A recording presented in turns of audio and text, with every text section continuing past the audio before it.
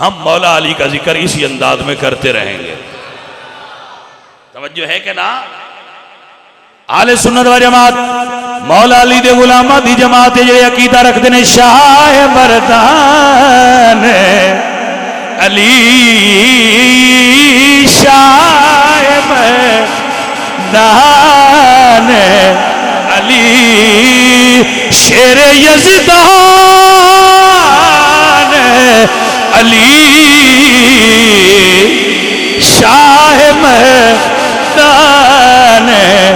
علی شاہ مرد تو ہے، ہجڑوں کی کیا بات کرے؟ ہم بات مردوں کی ہے، ہجڑوں کی کیا بات کریں؟ جو بٹوین ہی اینڈ شی ہے ہجڑے، ان کی ہم بات نہیں کرتے. علی کو ماننے کے لیے بھی مرد ہونا شرط ہے. ہجڑے مانیں گے علی کو؟ ہجڑا نہیں مان سکتا علی کو جو عقیدے میں ہجڑا ہے. ایک جنس میں ہجڑا ہوتا ہے، ایک عقیدے میں ہجڑا ہوتا ہے. میں جنسی ہجڑے کی بات نہیں کر رہا، وہ اللہ کی مخلوق ہے. وہ اچھا بندہ ہے تو میں اس کو بھی داد دیتا ہوں، وہ اچھا ہے، ٹھیک ہے. ہجڑا اسے کہتے ہیں جس میں دو جنسیں پائی جائیں. جو دو جنسوں کے درمیان والی جنس ہوتا ہے.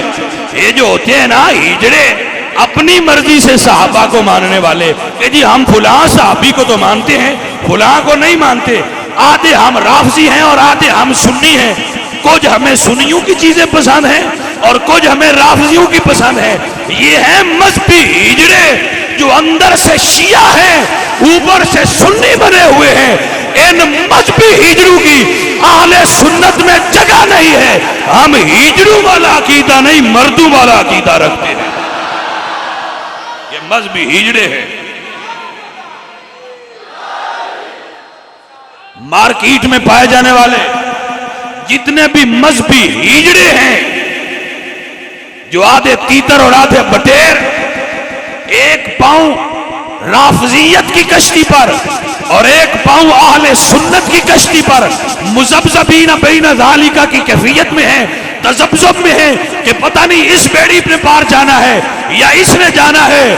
میں ان ہجڑوں سے کہتا ہوں اہل سنت کی کشتی سے گندے قدم ہٹاؤ.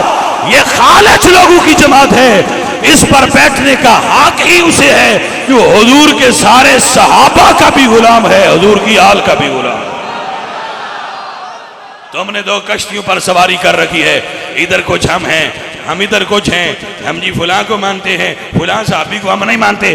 جناب ابو بکر صدیق سے لے کر حضرت امیر معاویہ تک جو رسول اللہ کے ایک صحابی کی بھی تنقید کرے وہ سارے صحابہ کو نہیں مانتا.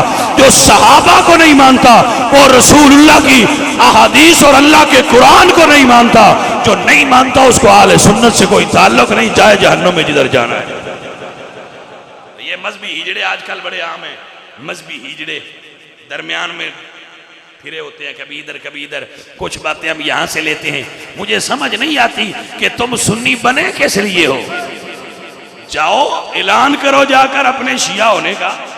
روٹیاں کھانے کے لیے، ختم کھانے کے لیے، نکاح خانی کے پیسے لینے کے لیے تمہیں سنی میٹھے لگتے ہیں اور صحابہ میں عقیدہ تم اتار لیتے ہو ظالموں. ہم رسول اللہ کے دین کی حفاظت کے لیے بات کرنے والے ہیں. ہم رسول اللہ کے عقیدہ، رسول اللہ نے جو عقیدہ دیا اس کی حفاظت کے لیے بات کریں گے. انشاءاللہ اگلے جمعے پر میں پھر بات کروں گا. وما علینا الا البلاغ.